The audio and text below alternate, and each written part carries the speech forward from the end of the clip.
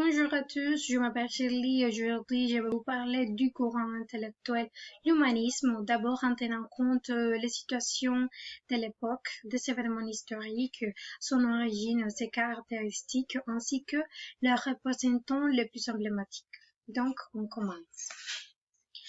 Au Moyen Âge, la philosophie et l'enseignement étaient liés à la religion et à l'idée éthnocentrique du monde, c'est-à-dire Dieu était le centre de l'univers et régnait sur tout. Mais au XIVe siècle, l'être humain est passé d'une mentalité basée sur la foi à la raison. Donc, l'homme a la capacité de penser et de comprendre les choses et essaye le travail du Créateur. De même, certains événements historiques ont également marqué l'essor de ce mouvement. D'une part, en 1450, l'imprimerie inventée par Gutenberg. Cette invention a permis la publication de livres afin de diffuser des pensées humanistes contre les pensées médiévales.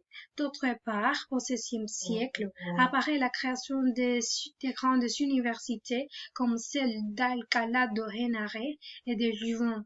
Celles-ci ont contribué à l'essor de la pensée critique. Finalement, en 1945, une nouvelle conception de l'homme a émergé. Après la Seconde Guerre mondiale, le philosophe Jean Paul a donné une conférence intitulée D'existentialisme et un humanisme. Et ceci a marqué un nouvel horizon moral, intégrant la responsabilité de l'homme et de son existence. Mais comment est né l'humanisme? Celui-ci est né au Ve siècle en Italie avec l'influence d'auteurs du XIVe siècle, puisque au Moyen Âge, la philosophie était soumise à la théologie. Néanmoins, l'on a commencé à se remettre en question et à chercher des réponses dans d'autres sources de sciences pour comprendre et dominer le monde. Il faut souligner qu'on ne peut pas parler de l'humanisme sans mentionner la Renaissance, car ces deux courants se sont répandus en même temps, et ce dernier cherchait la Renaissance en mode des valeurs et des idéaux classiques de l'homme. Également, on a quelques caractéristiques. L'être humain est devenu le centre de l'univers, laissant derrière lui le théocentrisme médiéval. En tant qu'exemple, je vous montre un extrait d'un texte humaniste par l'écrivain Giovanni Pic de la Mirandole.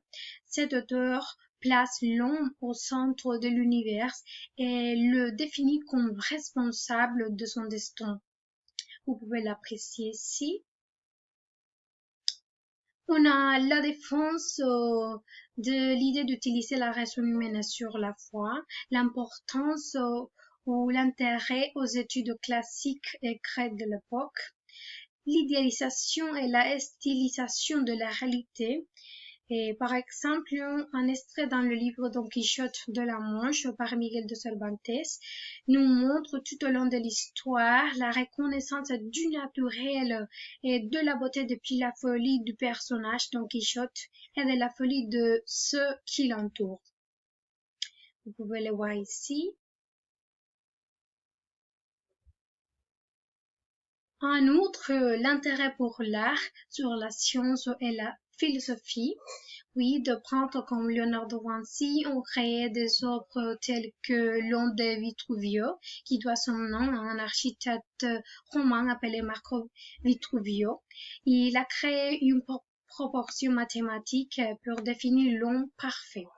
Donc, da Vinci appliquait ces formules pour dessiner son célèbre canon de proportions humaines. Également, nous avons certaines représentations humanistes, par exemple Mirandole, humaniste italien qui montrait la vraie nature du christianisme, mais au point de vue philosophique. Copernicus, astronome qui a lancé la révolution scientifique qui a émergé avec l'humanisme, mieux connu par la théorie héliocentrique, selon laquelle la Terre et les restes des planètes se déplacent autour du Soleil. On a Monroe, humaniste anglais et l'un des grands politiciens de son temps.